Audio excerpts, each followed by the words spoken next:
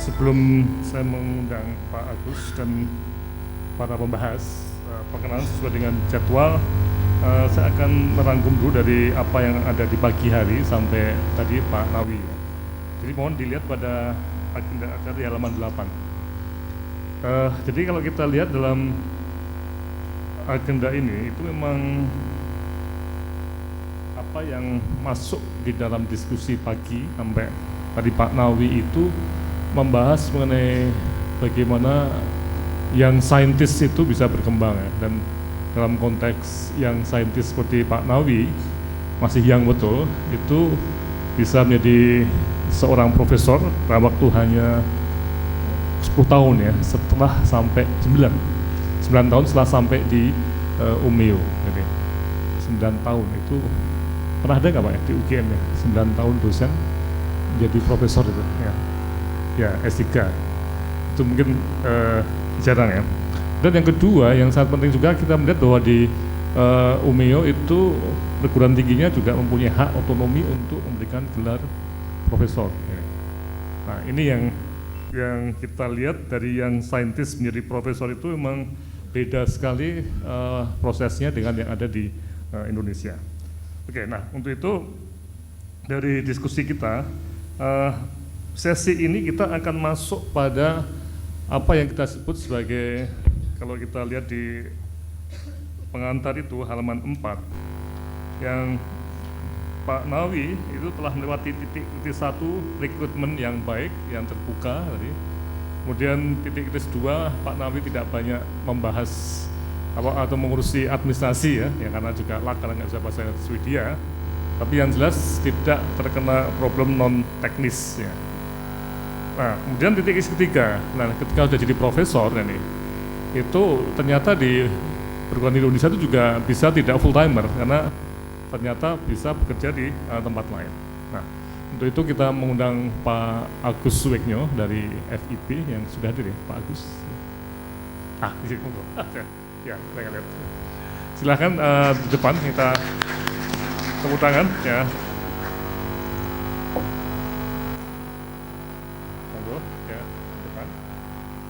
Kemudian acara ini panel ya, kita diskusi panel, jadi santai aja. Di mana Pak Agus sebagai penulis di Kompas dan mungkin juga tempat-tempat lain, itu nanti akan berikan semacam paparan singkat ya, apa maksudnya ya. Dan nanti akan dibahas oleh para pembahas yang sudah kami undang di sini. Yang pertama dari pimpinan Dewan Guru Besar itu diwakilkan pada Pak Suryo. Pak Suryo monggo di depan ya. Kemudian dari pimpinan Senat Akademik Pak Hedi ada Pak Hedi Pak Hedi.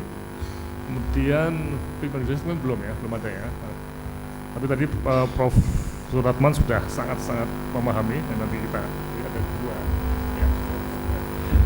dua pembahas yang akan diskusi ya. Waktunya sampai jam 14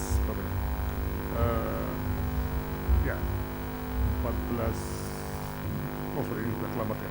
Ya intinya sekitar 45 menit lah kira-kira. Oke, nah jadi ini kembali pada perjalanan karir seorang akademisi yang harapannya itu pada usia puncak mungkin antara 45 sampai 60-an itu berada di perguruan tinggi ya. Tapi ternyata de facto-nya itu nanti yang Pak Agus akan memberikan semacam gambaran itu ternyata tidak ada di kampus atau tidak full time ya.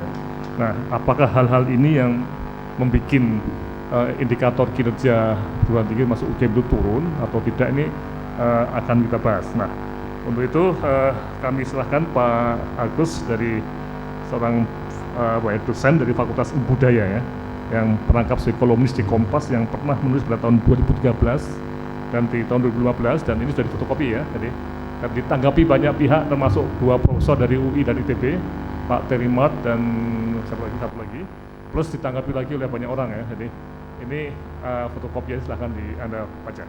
Oke, waktunya monggo Pak Agus, silahkan Anda 15 menit atau 10 menit tekan lagi.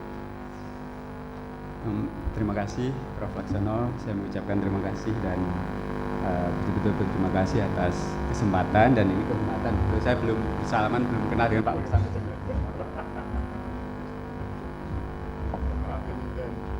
cuma email-emailan terus. Nah itu dia.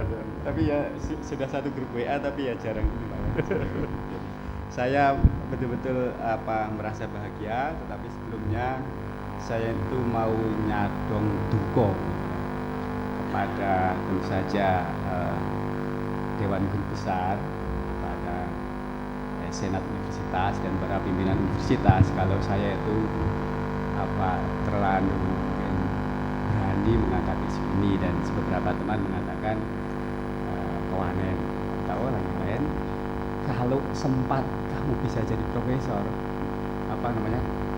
keweleh gitu ya. Jadi nanti membalik sendiri yang saya sampaikan. Tetapi baiklah, sebenarnya bukan spesifik satu komunitas, dua komunitas, ini keprihatinan lama, dan ini saya paparkan di dalam satu pengantar lain yang fresh from the oven, baru tadi selesai karena kemarin weekend itu saya di Banyuwangi ke puncak gunung itu, dan baru sempat menyelesaikan beberapa bacaan setelahnya. Jadi saya akan memulai saja secara singkat, dan mohon nanti ini dianggap sebagai pancingan saja, lebih sebagai itu, dan sama sekali tidak di dalam bukan kapasitas saya juga untuk berbicara secara spesifik menyangkut satu dua lembaga ataupun satu dua komunitas saja. Tetapi ini keprihatinan yang saya kira umum. Jadi saya melihat bahwa setelah tulisan di Kompas bulan lalu, bulan November, mengenai menggugat profesor, judulnya itu beberapa tanggapan muncul di harian yang sama. Dari Profesor Tarimat, ini saya sudah kenal agak lama dengan beliau, dan kemudian ada Profesor Indra Gunawan dari ITB, dan satu lagi Acep Iwan Saidi dari ITB juga. Sebelum itu memang tahun 2013 saya menulis antara lain itu kosongnya kampus kita, yang juga prihatin mengenai situasi itu. Tetapi sayangnya keprihatinan pokok yang mendasari gugatan tersebut, mendasari tulisan tersebut, yaitu apa yang oleh Walter Weck disebut etos akademik, itu luput dari diskusi, dari perhatian publik.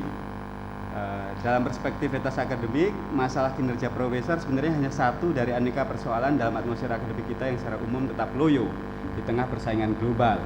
Karena itu sebenarnya gugatan terhadap profesor sejatinya adalah gugahan, jadi menggugah sebenarnya kinerja atau kerja komunitas akademik secara keseluruhan, termasuk kita semua. Karena itu saya kira fokus utamanya bukan persoalan teknis aturan dan persyaratan untuk menjadi profesor seperti yang muncul dalam diskusi yang diselenggarakan Kemenristek Dikti beberapa waktu yang lalu. Tetapi sebenarnya persoalannya bagaimana membangun etos akademik komunitas berbasis komitmen individual serta setiap akademisi warganya. Saya kira keprihatinan saya lebih beranjak dari sana. Tetapi kalau kita melihat berbagai peraturan yang ada saat ini, memang ada paradoks. Paradoksnya itu kira-kira begini. Pemerintah mulai memberikan rambu-rambu mengenai bagaimana menjadi profesor. Jadi persyaratan ketentuan untuk menjadi profesor itu semakin sulit. Tetapi setelah itu tidak ada sama sekali, atau praktis saya tidak menemukan ketentuan yang komprehensif memberikan gambaran mengenai kerja profesor. Jadi misalnya kalau kita telusuri, saya kira satu-satunya mungkin ya aturan yang mengenai posisi keprofesoran itu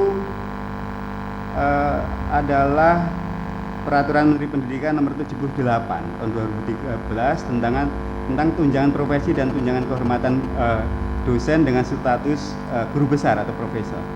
Kira-kira hanya itu. Jadi aturan mengenai ini memang menyebutkan tuntutan untuk publikasi, ya, dan tuntutan untuk publikasi buku maupun jurnal internasional bereputasi bagi profesor.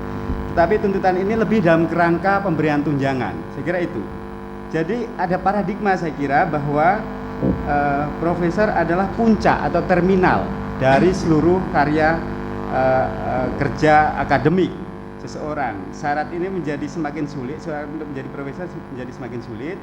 Tetapi setelah itu seseorang bisa terbebas dari semua ketentuan menyangkut kinerjanya secara keseluruhan. Gitu.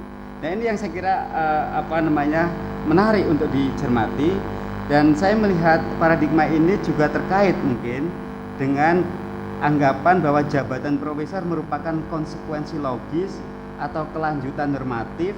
Beberapa teman bahkan mengatakan bonus dari derajat doktor. Nah, saya kira ini yang kita perlu betul-betul cermati.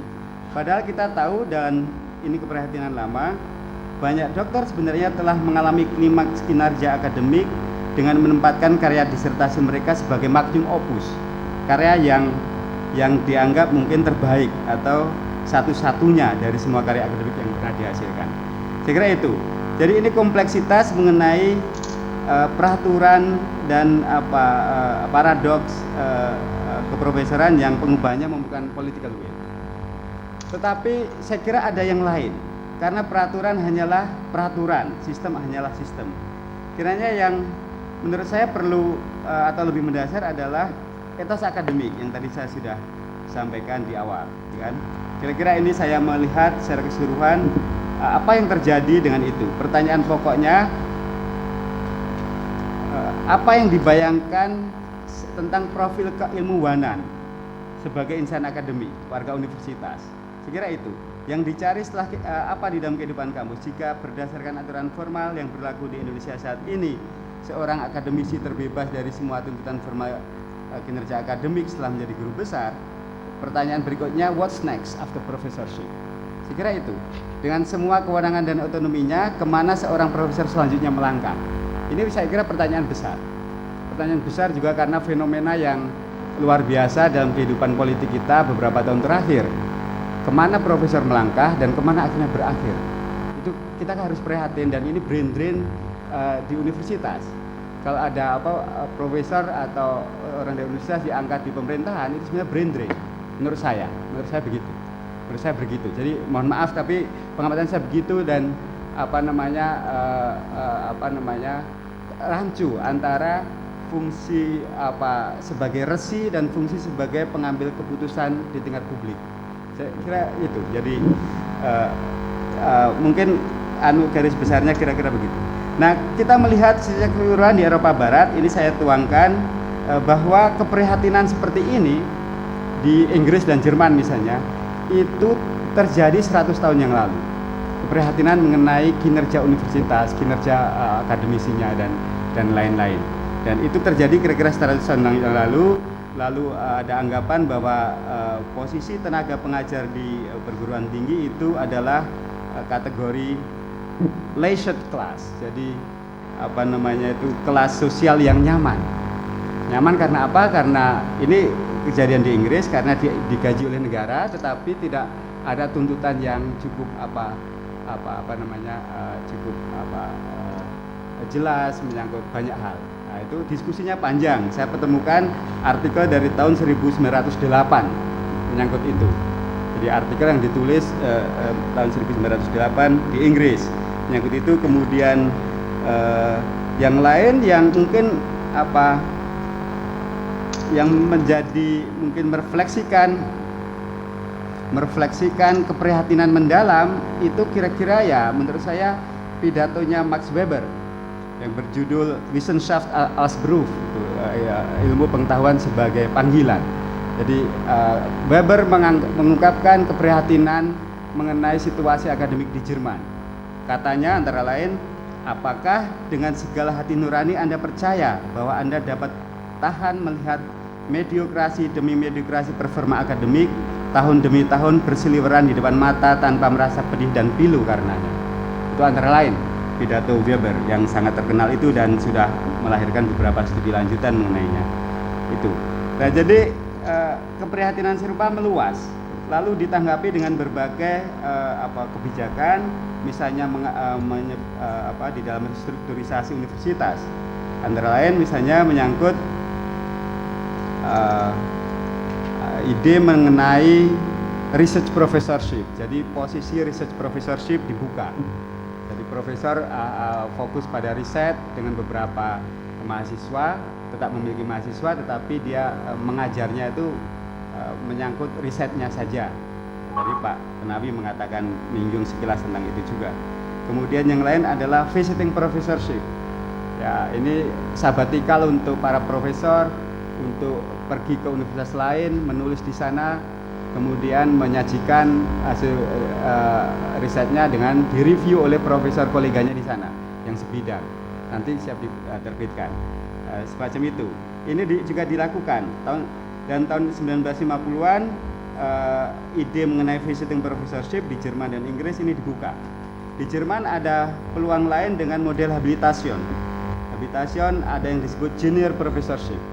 Seperti itu dibuka. Jadi pola-pola yang dibuka dengan untuk mengubah situasi dan itu kondisi supaya semua kemudian bergerak. Dan kita melihat sekarang universitas-universitas besar di misalnya Cambridge dan Oxford yang selalu memimpin itu melalui berbagai tahapan reorganisasi, restrukturisasi dan dengan agak trial and error juga sampai akhirnya memiliki sistem yang lebih stabil sampai sekarang dengan hasil. Lalu dalam ini terakhir dari saya, dalam tulisan Publish and Perish, Book Productivity and Academic Rank at 26 Elite Universities, ini di Amerika Serikat, itu penulisnya Richard During menunjukkan bahwa prinsip Publish and Perish sebagai bagian dari upaya memperbaiki kinerja akademik telah mendorong peningkatan kinerja para akademisi pada semua lini dan tingkatan kriteria pangkat atau jabatan dosen, ya, khususnya pada kategori tenure. Jelas bahwa tuntutannya berbeda. Kalau itu asisten profesor dituntut untuk kinerjanya seperti apa dan seterusnya, beda. Tetapi semua dituntut untuk tetap berkinerja dengan baik dan menghasilkan publikasi primer yang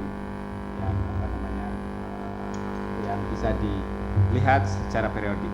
Nah, kita bagaimana? Ini pertanyaan saya dan saya terus terang tidak punya jawaban yang langsung apalagi praktis karena ya saya tidak sebenarnya tidak tahu dan dan itu beberapa teman mengusulkan ini dan itu, dan juga karena saya sebenarnya tidak berada pada kapasitas sebenarnya untuk apapun tentang ini, tetapi yang bisa saya lakukan adalah melihat kasus-kasus dan pengalaman di berbagai negara, bagaimana misalnya Inggris, Jerman, Amerika, Australia, Belanda gitu ya, memperbaiki tahap demi tahap kualitas akademik para pengajar di perguruan tinggi, dan sistem itu yang mungkin perlu kita lihat secara keseluruhan, lalu apa yang terbaik untuk kita. Dan saya kira peraturan dan sistem itu hanya salah satu aspek, dan saya berusaha keras untuk menghindar dari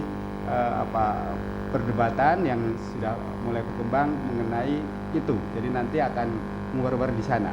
Saya kira progres dalam 10 tahun terakhir menyangkut kebijakan pemerintah itu sudah luar biasa, dan gitu ya. Dan itu nanti kalau kita pergi ke berbagai daerah di luar Jawa itu isunya berbeda lagi. Jadi isunya itu kemudian cenderung lokal dan seterusnya. Lalu itu, jadi mungkin itu saja refleksi yang bisa saya sampaikan, mudah-mudahan menjadi pancingan. Dan sekali lagi saya mohon maaf kepada para profesor dan para senior dan para pejabat. Tetapi maksud saya tidak, ya menurut saya tidak buruk ya, tidak buruk-buruk ya, tetapi ini ngilik-ilik gitu ya. Saya ini kadang gojek kewanan dengan Prof Hedi ini saya gitu. Tetapi ya saya ini saya kan kemarin sore gitu sebenarnya. Jadi saya mohon maaf. Terima kasih Prof Lax. Ya, terima kasih. Bukan gojek, karena terus saya Pak Agus tuh direspon oleh banyak pihak ya, karena di Kompas ya, dan berkali-kali ya. Ini satu hal yang memang saya kira masalah nasional ya. Oke, ini nanti kita akan menjawab dalam format yang diskusi ya, yang interaktif itu ya, tidak bermakalah panjang-panjang ya untuk para pembahas. Tapi intinya tadi Pak Agus menyatakan yang sangat esensial ini adalah bahwa apakah professorship itu satu terminal akhir ya. Setelah itu ya take it for granted lah, pokoknya apapun yang dikerjakan nggak ada kinerja ya.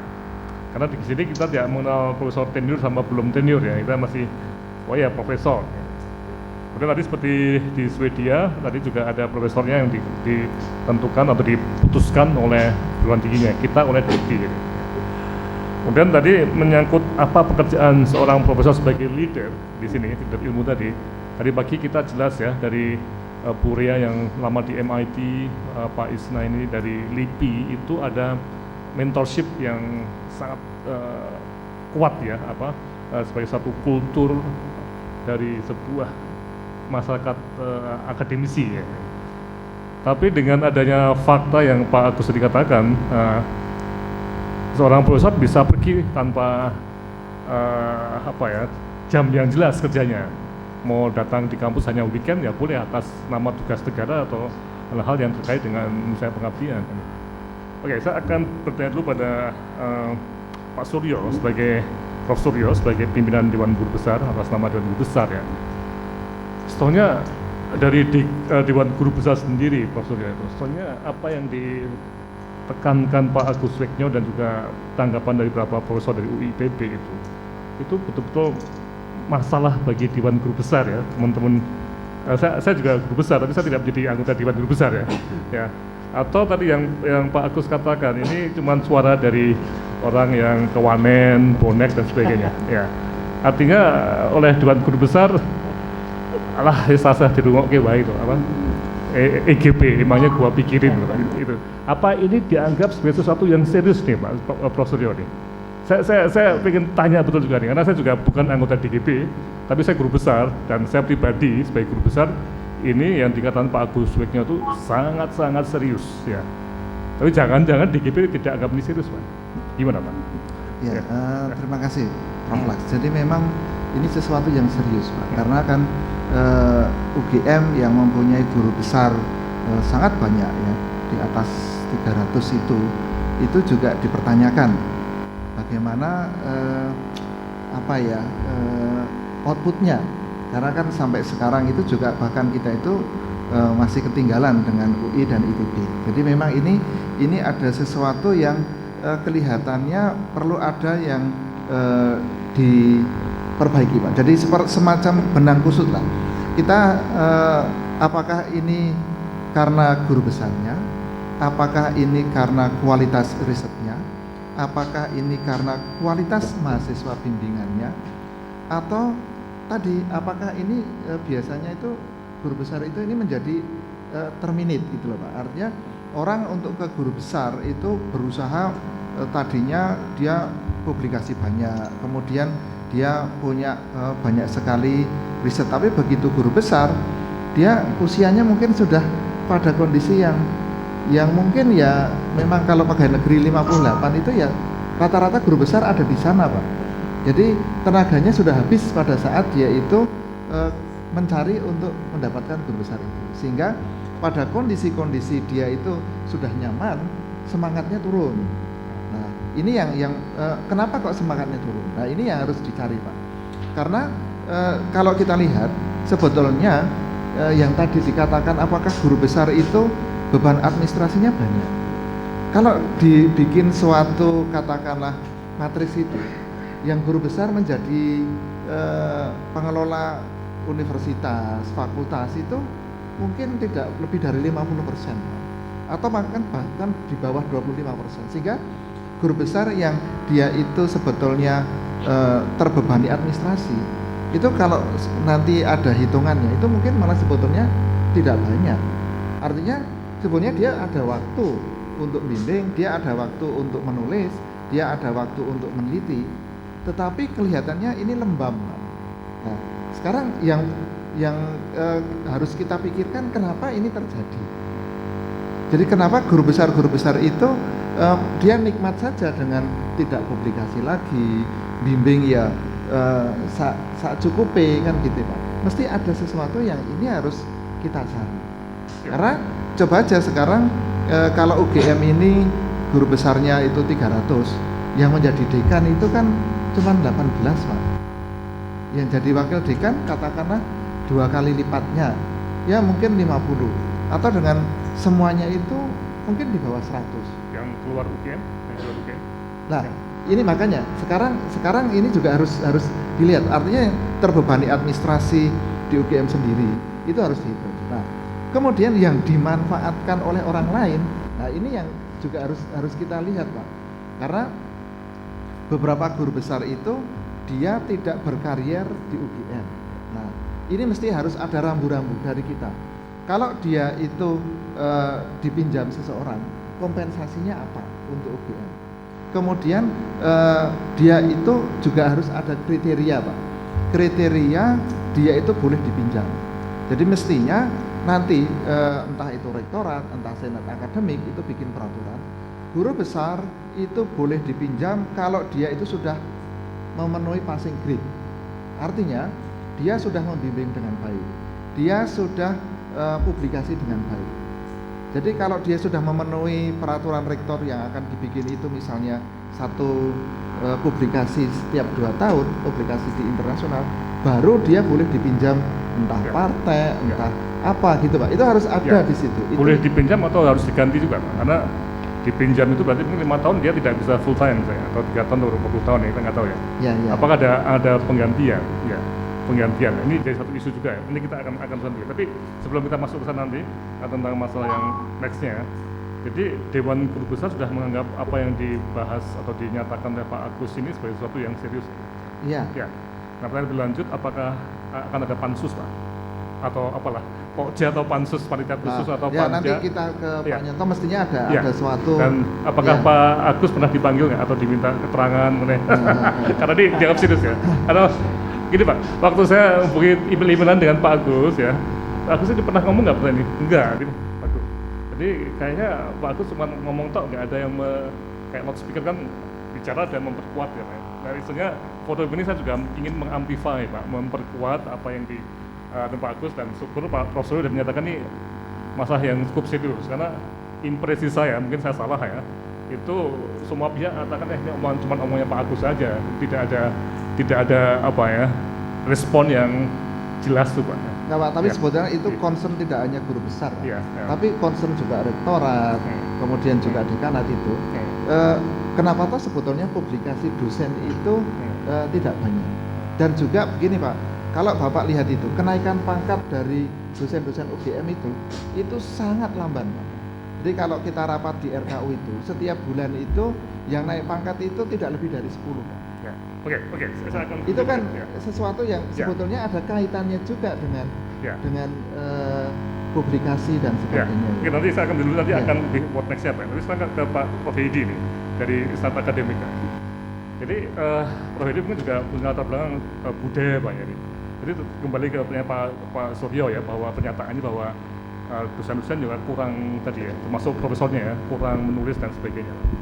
Nah, jangan-jangan saya nggak tahu Prof. Hedi datang nggak tadi pagi, Pak? Atau mungkin nggak datang ya? Nah, jadi di pagi itu para peneliti muda dari Hong Kong, dari LIPI yang mengalami pendidikan di luar negeri ya, mereka bisa menggambarkan ada suatu kayak keluarga akademik, ada kultur yang sangat mendalam, di mana ada semacam mentor yang profesor yang sangat ya tanda kutip ya dihargai, dihormati, dan mereka yang seperti mendorong, menarik untuk menulis dan sebagainya. Nah, dengan apa yang ditulis Pak Agus Suwiknyo ini, itu apakah budaya profesor di UGM atau di Indonesia ini itu tidak ada budaya akademiknya, Pak? Jadi mentoring itu sudah nggak ada lagi. Jadi ini bagaimana Pak menanggapi pernyataan Pak Agus ya, Pak? Silakan dari senat akademik, Pak, tentang nilai-nilai akademik ilmiah, Pak. Ya. Baik, terima kasih sebelumnya. Assalamualaikum warahmatullahi wabarakatuh. Selamat sore saudara sekalian, terima kasih atas waktu yang diberikan. Saya kebetulan diminta Prof. Indarto untuk mewakili beliau. Saya sebenarnya agak sungkan, guru besar yang lain aja kok saya kan gitu. Jadi karena saya kebetulan di komisi akademik dan saya ketuanya, ya lebih penting Pak Edi lah kan gitu. Ya sudah, saya datang gitu. Nah, kebetulan saya dulu pernah menulis mengenai bagaimana membangun budaya anti plagiarisme, tapi ini agak berbeda. Nah, saya melihat persoalan yang dibahas Mas Agus Suwiknyo ini dari perspektif mungkin yang agak berbeda. Ada persoalan pertama produktivitas, kemudian tadi mungkin ada persoalan kepemimpinan ilmu, kemudian ada persoalan keprofesoran yang sebenarnya itu tidak bisa disamakan satu dengan yang lain menurut saya ya, walaupun terkait erat. Nah karena itu saya mencoba melihat soal produktivitas lebih dulu. Bagaimana saya melihat mengapa profesor-profesor di barat itu produktif. Saya melihatnya sebetulnya ada beberapa level yang harus kita perhatikan, berbeda-beda faktornya di dalamnya yang bermain terhadap persoalan produktivitas ini. Saya pernah jadi asisten profesor dan saya tahu bagaimana kerja profesor yang waktu itu di Amerika. Nah, yang pertama sebetulnya kalau mau produktif itu perpustakaan. Kita tinggal bertanya, bagaimana perpustakaan kita? Berapa koleksinya? Berlangganankah jurnal luar negeri? UGM sudah sangat bagus dengan berlangganan jurnal online. Saya bisa browsing macam-macam, tapi saya belum didukung oleh buku-buku. Dan buku-buku di UGM maaf aja, ketinggalan zaman. Saya harus katakan untuk eksak berbeda dengan budaya. Pada sosial budaya mungkin lebih parah lagi Pak situasinya, ya, lebih tertinggal lagi. Dan nanti kendalanya lebih besar lagi. Jadi pertama kita bisa bertanya bagaimana perpustakaan kita. Saya bandingkan dengan profesor saya Pak, ahli arkeologi sangat ternama, riset di Peru. Saya kemudian jadi asistennya. Apa dia kedudukan dia sebagai profesor? Dia sangat enak. Ahimsa, tolong carikan judul buku ini di perpustakaan. Saya cari, ketemu, pinjam. Begitu pinjam, perpustakaan nggak akan nagih-nagih mungkin selama setahun. Mengapa? Mahasiswa PhD itu satu semester nggak ditagih-tagih. Jadi kalau saya pinjam buku setengah tahun nggak pernah ditagih.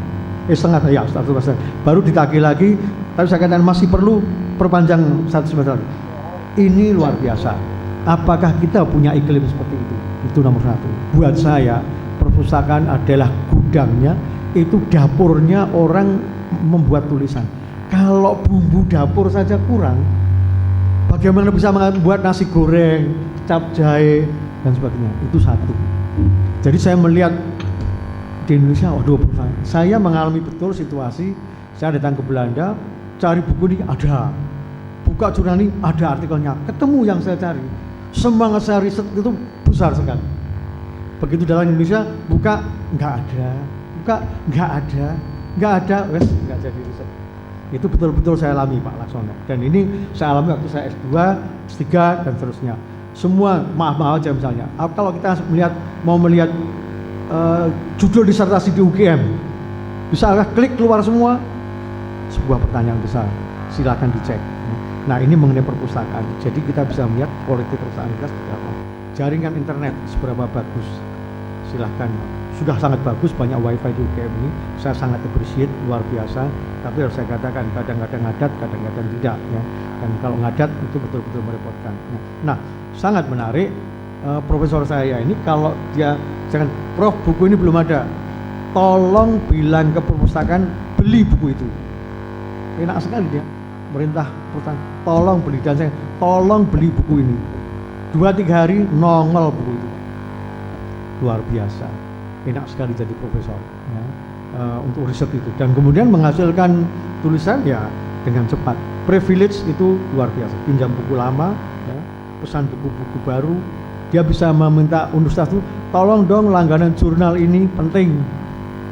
Nah apakah profesor kita sampai di situ? Dan untuk profesor itu harus keep up dengan buku-buku yang baru ya. Kalau dia nggak pernah mengusulkan buku baru, mungkin malah ditanya, kok Anda nggak pernah mengusulkan buku untuk dibeli?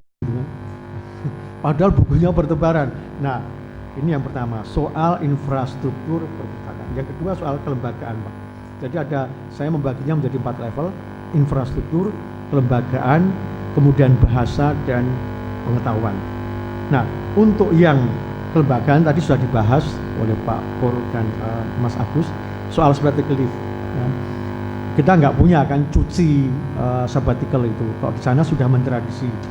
Di sini ada academic recharging, ya, tapi kemudian prosedurnya ruwet, harus lewat dikti macam-macam, ya, kemudian duitnya juga tidak sangat lancar saya dengar, ya, Ya, itulah yang membuat saya juga agak males ya untuk academic recharging, dan saya tahu situasinya. Nah, saya nggak tahu bagaimana itu berjalan. Nah, apakah UGM punya bangunan ini, tradisi kelembagaan, yaitu sabbatical leave.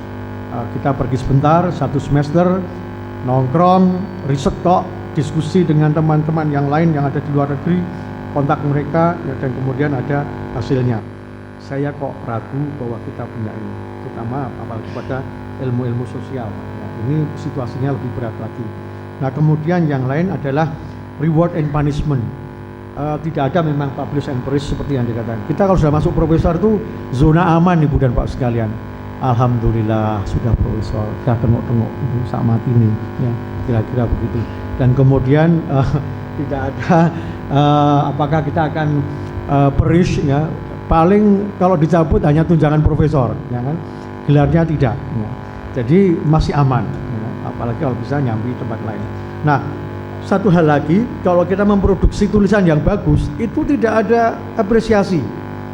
Kalau di barat itu tulisan yang bagus dapat hadiah, di jurnal dimuat, ini tulisan mendapat award ini. Nah, kita ini nggak ada seperti itu. Nah, padahal ini bisa mendorong orang untuk melakukan karya atau menulis karya yang bagus. Tapi hal begini tidak. Jadi reward ini memang nuwun sewu, kita agak pelit. Memberikan pujian aja pelit kok.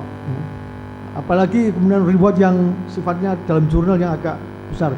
Sementara saya lihat ya artikel-artikel yang bagus di luar itu kemudian publish di jurnal, ini presidential address, ini dapat award, ini masuk dalam jurnal-jurnal yang prestisius.